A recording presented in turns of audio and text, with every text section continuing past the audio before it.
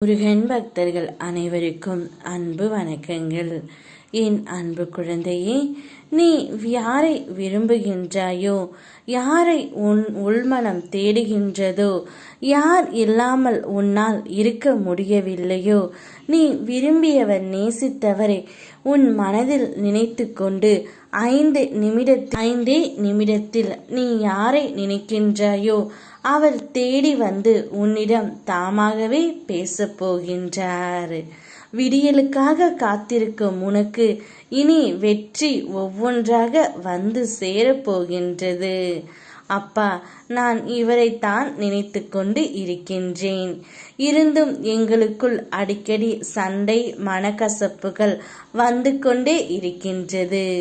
எப்பொழுது அப்பா என்னுடைய வாழ்க்கையில் பிரச்சனை இல்லாமல் இருக்கும் என்று நீ என்னிடம் கேட்கின்றாய்.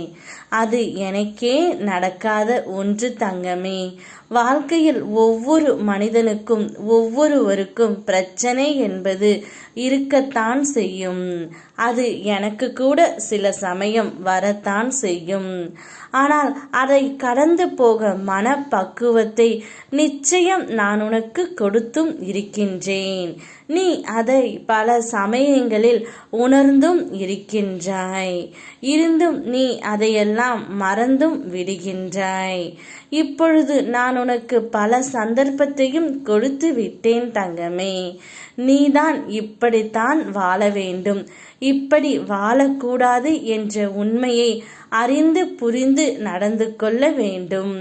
முதலில் யார் யாரிடம் எப்படி நடந்து கொள்ள வேண்டும், யார் யாரிடம் எப்படி பழக வேண்டும் என்பதையும் நீ நன்கு அறிய வேண்டும் தங்கமே. நீ வெளுத்ததெல்லாம் பால் என்பது போல் இருக்கின்றாய். ஆனால் இங்கு எல்லோரும் நல்லவர்கள் கிடையாது, அதேபோல் எல்லோரும் கெட்டவர்களும் கிடையாது.